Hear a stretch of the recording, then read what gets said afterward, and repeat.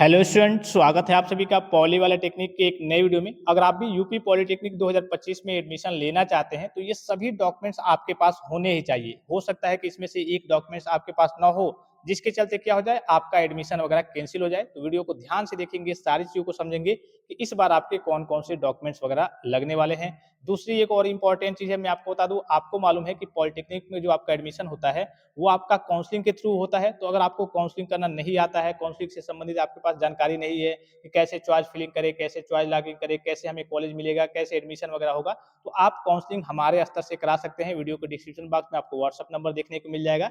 सबसे पहले आपकी रुचि देखी जाएगी। भाई आपको मालूम होगा कि हाँ, मुझे ये कॉलेज चाहिए, ये कॉलेज चाहिए, ये ब्रांच चाहिए। रुचि देखी जाएगी, उसके अकॉर्डिंग अगर आपके नंबर के अकॉर्डिंग, आपके रैंक के अकॉर्डिंग वो मैच करेगा तो वो कॉलेज आपको दिलाने की कोशिश की जाएगी। अगर वो नहीं मिल पाएगा तो कोई दूसरा अच्छा खासा कॉलेज होगा वो दिलाने की कोशिश की जाएगी। कई बार होता है कि बहुत सारे बच्चों को कॉलेज मिलता है, कई बार होता है कि बहुत सारे बच्चों का कम नंबर होने की वजह से काउंसलिंग करने के बावजूद भी उनको कॉलेज नहीं मिल पाता है। आपका डायरेक्ट एडमिशन इसमें नहीं होता है, काउंसलिंग आपको करना ही होता है। ठीक है, अब आप अपने स्तर से कीजिए, साइबर कैफे से कराइए। अगर आपके पास जानकारी है तो आप अपने स्तर से कर लीजिए, जानकारी नहीं है तो साइबर कैफे से करा लीजिए, या फिर अगर आप मेरे स्तर से कराना चाहते हैं तो अच्छे तरीके से आपकी काउंसलिंग हो जाएगी। आप हमसे बात भी कर सकते हैं, व्हाट्सएप पे कॉल करके, ऐसे डायरेक्टली भी कॉल कर सकते हैं। वीडियो के डिस्क्रिप्शन बॉक्स में इंटरफेस पे भी आपको नंबर वगैरह दिख रहा होगा। तो मेरे स्तर से भी आप काउंसलिंग कराना चाहें, चाहे आपके जितने नंबर आए, भाई आप कोशिश तो करेंगे ही। जैसे स्कॉलरशिप छात्रवृत्ति की बात करें, भाई आप तो फॉर्म भरते हैं, बहुत सारे बच्चों का स्कॉलरशिप का पैसा, छात्रवृत्ति का पैसा आता है, बहुत सारे बच्चों का नहीं आता है। कभी कभी गलत तरीके से वो फॉर्म फिलअप कर देते हैं। कभी कभी ये होता है कि फॉर्म तो सही तरीके से फिलअप किए हैं, लेकिन शासन स्तर पे फंड में कहिए कि पैसा खत्म हो गया है, जिस वजह से उनका नहीं आया है। इसी प्रकार से काउंसलिंग में होता है, कभी कभी बच्चे गलत तरीके से काउंसलिंग कर देते हैं। कभी कभी बच्चे चलिए सही तरीके से काउंसलिंग किए हैं, लेकिन भाई सीट फुल हो गया उधर, अब सीट फुल हो गया है, जिन बच्चों के ज्यादा वगैरह नंबर थे, फुल हो गया सीट, उनके कलिए उन्होंने ले लिया है, तो आपको नहीं मिल पाएगा। तो ये तो हर बार की चीज है, ऐसा ही होता है।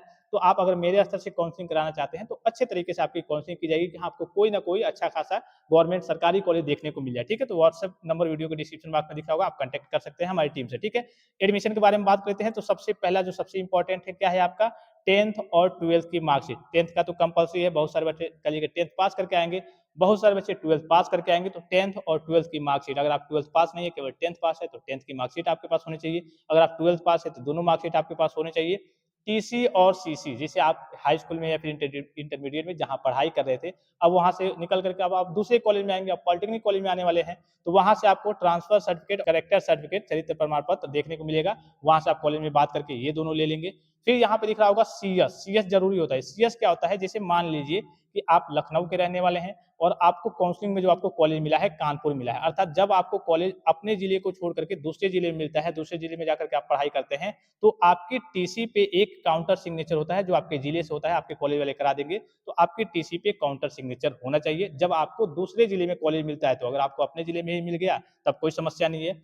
फिर देखिए एसएल, सीट अलॉटमेंट लेटर। ठीक है, ये कब लगता है, ये कब मिलता है आपको सीट अलॉटमेंट लेटर, जैसे आप काउंसलिंग वगैरह करेंगे तो आपको एक सीट अलॉट होगा कि भाई आपको ये सीट मिला है इस कॉलेज में, मतलब ये ब्रांच मिला है, जैसे जीपीएल में आपको मैकेनिकल इंजीनियरिंग ब्रांच मिल गया। ठीक है, तो वो आपका सीट अलॉटमेंट लेटर होता है। ये कब मिलता है, जब आपकी काउंसलिंग होती है, उसके बाद उसका रिजल्ट जारी होता है कि हाँ, आपको ये कॉलेज वगैरह मिल गया है। तो सीट अलॉटमेंट, जिसे कहिए कि प्रोविजनल अलॉटमेंट लेटर भी कहते हैं, कि हाँ आपका सीट अलॉट हो गया है, आपको सीट मिल गया है इस कॉलेज में, मैकेनिकल ब्रांच, सिविल ब्रांच, फलाना ब्रांच मिल गया है, वो लगेगा। फिर आपका डॉक्यूमेंट वेरिफिकेशन सर्टिफिकेट रहेगा। जैसे आप कहिए कि जैसे आपको मान लीजिए कॉलेज अलॉट हो गया, आपको जीपीएल में मैकेनिकल ब्रांच मिल गया, उसके 2 दिन 3 दिन का अंतराल में आपको डॉक्यूमेंट वेरिफिकेशन कराना होता है।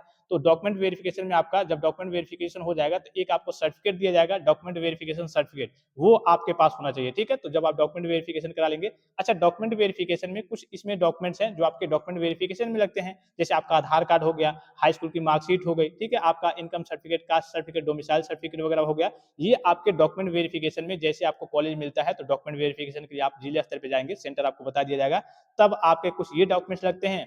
और जितने डॉक्यूमेंट्स मैं आपको बता रहा हूँ ये आपके एडमिशन के टाइम लगते हैं। तो जितने भी डॉक्यूमेंट्स हैं ए टू जेड मैं आपको सभी डॉक्यूमेंट्स वगैरह बता दे रहा हूँ, ये चीज आप समझ गए। फिर देखिए जीकअप का एडमिट कार्ड सभी बच्चों के पास होगा। जीकअप का रिजल्ट जो आएगा 21 तारीख को, जिसे स्कोर कार्ड या फिर रैंक कार्ड कहते हैं, ये आपके पास होगा। कास्ट सर्टिफिकेट, जाति प्रमाण पत्र आपका लगेगा। जनरल वाले बच्चों का जाति प्रमाण पत्र नहीं बनता है। अगर आपने ईडब्ल्यूएस लगाया होगा तो आपका ईडब्ल्यूएस का सर्टिफिकेट लगेगा।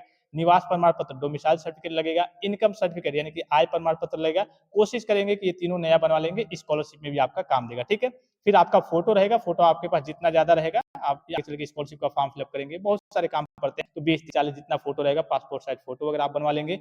उसके बाद से देखिए आपकी फ़ीस की रसीद क्या है, जैसे ही आपका मान लीजिए कि काउंसलिंग हो गया, काउंसलिंग के बाद से आपका फ़ीस वगैरह जमा होता है। पहली बार 3250 रुपए जमा होगा, अगर आपको गवर्नमेंट कॉलेज मिला है तो। फिर उसके बाद से 7000 समथिंग रुपए जमा होगा, टोटल 11000 के आस-पास जमा होता है, तो उसकी रसीद आपके पास होनी चाहिए। फिर आपके पास आईडी प्रूफ होना चाहिए, आईडी प्रूफ में आपका आधार कार्ड सबसे मेन है, ये कंपल्सरी है, ज़रूरी है, आपके पास आधार कार्ड होना चाहिए। मेडिकल सर्टिफिकेट आपके कल के जिला अस्पताल से जाकर के बनवा लेंगे। Migration certificate for other state students, जो अदर स्टेट के कल के स्टूडेंट्स हैं, उनके पास माइग्रेशन सर्टिफिकेट होना चाहिए। अगर आपका गैप है, जैसे आपने 12 पास कर लिया था 2022 में, 23 में गैप है 1 साल, 2 साल, 3 साल का, तो इस केस में आपके पास गैप सर्टिफिकेट होना चाहिए, एक एफिडेविट होना चाहिए, ठीक है? ये आपको कल की कचहरी के पास देखने को मिल जाएगा। कचहरी में जो भी आपका कल की तहसील वगैरह होगा, कचहरी वगैरह होगा आपके जिले में, वहाँ से ये देखने को मिल जाएगा, ठीक है? वहाँ से बन जाता है ₹100 में, ठीक है?